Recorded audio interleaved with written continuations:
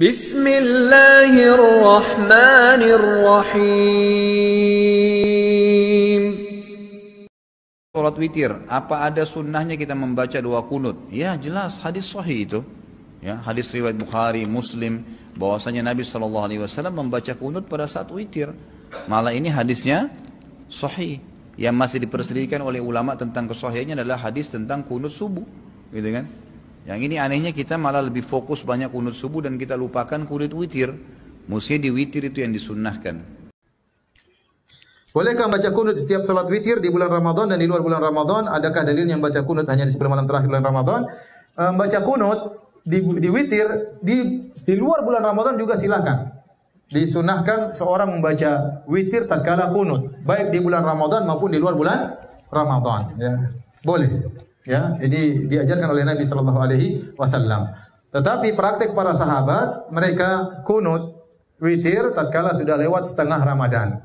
Ya, mungkin malam ke-15 atau malam ke-16 baru mereka setiap kunut, setiap witir apa? Kunut. Tapi seandainya orang ingin kunut dari pertama enggak ada masalah karena hukum asal kunut tatkala kunut tatkala witir itu sunnah baik sebelum Ramadan ataupun tatkala Ramadan atau sesudah Ramadan. Oleh karenanya di Al-Haramain, Masjid Nabawi, Masjidil Haram, mereka kunut sejak awal malam. Tapi saya lihat kalau masjid-masjid sunnah biasanya mereka kunut mengikuti para sahabat setelah lewat setengah Ramadan. Terserah dari awal boleh, tengah juga boleh. Kunut witir menurut mazhab Hanafi sunnah dilakukan sepanjang tahun, full. Kalau ada imam yang dari awal Ramadan dia sudah baca kunut, itu dia pakai pendapat Hanafi. Maliki tak ada pakai kunut. Saya tinggal di kampung mazhab Maliki 2 tahun Maroko, tidak ada kunut witir. Syafi'i disunatkan setelah pertengahan. Dari malam 15. 1, 2, 3, 4, 14 tak ada. Setiap malam 15 baru. Allahumma adina fi man hadait. Masa kunutnya sama-sama kunut subuh? Itu yang dihafal. Kunut itu bebas. Kunut macam-macam. Tahun lalu di An-Nur imamnya dari Ishkarima Solo. Wow, panjang doa kunutnya. Hafal Quran, ahli qiraat, bahasa Arab mantap, kunutnya panjang, umur 19 tahun. Masya Allah, segar hafalan. Mazhab Hambali dianjurkan sepanjang tahun. Hanafi dengan Hambali sepanjang tahun. Syafi'i malam 15 sampai ujung. Maliki tak ada sama sekali. Yang ada kunutnya hanya di bulan Ramadan saja. Perbedaan antara imam madhab kita, Imam Syafi'i, witir bersama kunut dilakukan setelah separuh Ramadan. Dalam madhab Imam Ahmad bin Hanbal dari awal Ramadan. Jadi kalau Anda menemukan orang witiran dari awal, itu aroma madhab Imam Ahmad, madhab Hambali. Anda boleh ikut, tambah pahala, ikut madhab Hambali dalam bab kunut witir, itu ya, boleh sah ya. Jadi seperti itu. Dan kunut ada sunnah, jadi sunnah di saat kita melakukan sholat witir dalam madhab jumhur khususnya Syafi'i, seperti di tempat kita setelah separuh kan ya, pertengahan Ramadan baru kita berwitir. Adapun kunut, jelas kunut adanya dalam madhab kita Imam Syafi'i hanya kunut subuh saja.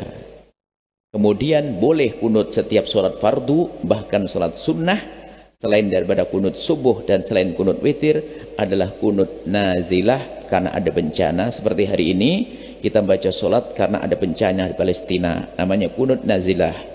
Paling tidak dilakukan setiap sholat. Ali radhiyallahu taala anhuma, semoga Allah muliakan keduanya. Qala Al-Hasan menyampaikan, "Allamani Rasulullah sallallahu alaihi wasallam." Telah mengajarkan kepadaku datukku Rasulullah sallallahu alaihi wasallam kalimatin, beberapa kalimat-kalimat indah, aquluhunna fi qunutil witri. Yang aku bacakan itu dalam kunut khususnya saat witir. Makanya Imam Al-Bukhari memasukkannya ke dalam Kitabul Witri, pembahasan tentang witir. Turunkan dulu apa kalimatnya?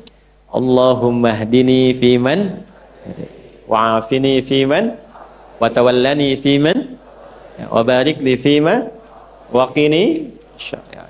Ya, ada riwayat Abu Daud pakai birahmatika, yang asalnya nggak pakai birahmatika. Riwayat asalnya nggak pakai. Nanti Abu Daud menambahkan pakai birahmatika. Syarra ma qadait. Fa innaka taqdi wa la yuqda alaik. Fa innahu la yadhillu man wa la ya'izzu man tabarakta rabbana ta'ala. Nah, sampai situ dulu riwayatnya. Ya, sampai situ dulu. Teruskan dulu. Ini didapatkan dalam satu musnadnya Imam Ahmad. Musnad pertama di nomor 199. Kemudian Sunan Abu Daud dalam kitab Masail nomor 479. Imam Al-Marwazi dalam salat witir halaman 321. Ibnu Khuzaimah dalam kitab Sahih Ibnu Khuzaimahnya di nomor 1095. Ya, kemudian Ibnul Jarud dalam Al-Muntaqa halaman 272. Imam At-Tabrani dalam Mu'jam At-Tabrani jilid 3 nomor 2712. Kemudian dan dalam kitab Ad-Du'a juga nomor 747. Ibnu Sa'ad dalam Tawaqatnya halaman 215. Kemudian diikuti dari riwayatnya Abi Ishaq. Abi Ishaq itu diantara yang mengambil Abu Ishaq ada Ala bin Sa'id, ada Al-Hasan bin Ubaidillah, Al-Hasan bin Imarah. Kemudian mutabaahnya disampaikan oleh Abu Daud nomor hadis 1425, At-Tirmidzi nomor hadis 464. Kemudian dari Ibnul Athir di Usdul Ghabah juz pertama halaman 488 dan selanjutnya. Artinya banyak. Terus ya? Jadi doa ini divalidasi, isinya sahih, diajarkan oleh Nabi SAW kepada siapa? Cucu beliau Al Hasan bin Ali radhiyallahu taala anhu. Apa doanya? Allahumma hdini fiman hadait, dan seterusnya. Jelas sampai sini?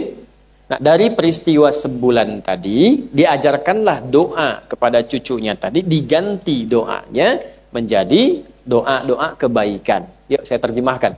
Allahumma hdini fiman hadait. Ya Allah, mohon anugerahkan aku hidayahmu dan tempatkan aku di tempat-tempat orang-orang yang mendapatkan hidayah.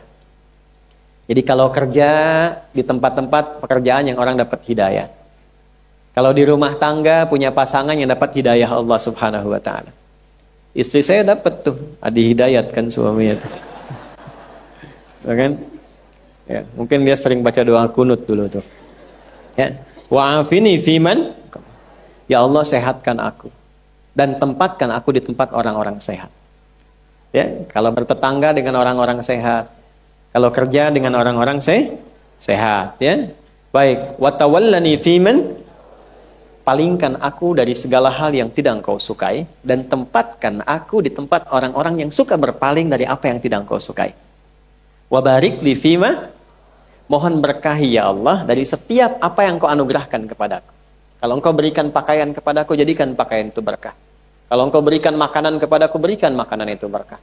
Kalau engkau anugerahkan sepeda kepadaku, berikan sepeda itu keberkahan. Berkah itu artinya istimrar ziyadatul khair, konsisten bertambahnya nilai kebaikan. Ya, kalau punya sepeda dipakainya pada yang baik-baik. Selain olahraga, ke majlis ilmu, dipakai sholat karena dihisab kan. Ya kan, pakaian dipakai untuk menutup aurat pada yang baik-baik, bukan untuk pamer. Ketika Anda mendapatkan sesuatu hanya dipamerkan, itu tanda awal bahwa pemberian itu tidak ada berkahnya. Hati-hati itu. Tapi ketika Anda mendapatkan sesuatu bertambah kebaikannya dari itu tandanya apa yang Anda dapatkan ada keberkahan di dalam. Anda minum walaupun sedikit, tapi minuman itu melahirkan energi yang membuat Anda gemar menunaikan amal saleh. Itu berarti berkahnya banyak. Kayaknya kalau saya minum tuh ada lebihnya, terus orang rebutan. Kenapa minum? Cari berkahnya. Saya bilang udah saya habisin tadi. Berkahnya udah saya habisin. Contoh aja kita bercanda bahwa menunjukkan bahwa kebaikan itu pasti yang keluar dari situ perilaku yang mulia. Jelas sampai sini? Baik. Kemudian selanjutnya memohon kepada Allah dengan semua ketetapannya. Fa innaka taqdi wa la yuqda.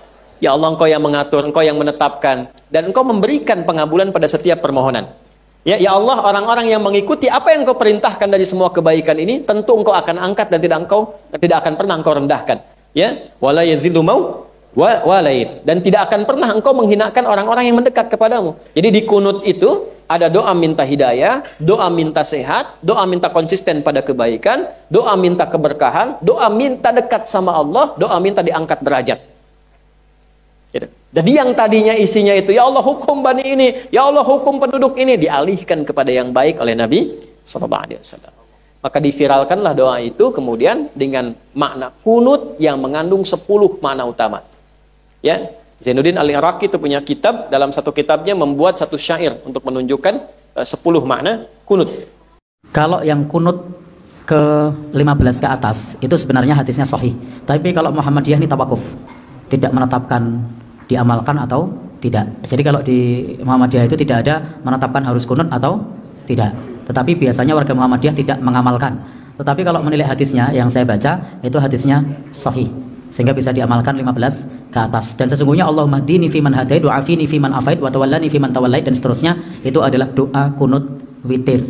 Jadi bukan doa kunut subuh. Nah, sebenarnya seperti itu. Namun tadi saya sampaikan bahwa warga Muhammadiyah tidak mengamalkan doa kunut witir. Tetapi kalau kita melihat hadis, itu hadisnya sahih 15 ke atas. Termasuk di mana Timur Tengah juga mengamalkan kunut. Nah, maka jangan kaget nanti kalau ada imam dari Timur Tengah ke sini lalu ngimami lalu baca kunut pada saat witir. Itu mungkin jamaah sok dulu kok kunut. Nah, karena memang di hadisnya ini sahih. Wallahu alam. Alhamdulillahirabbil alamin.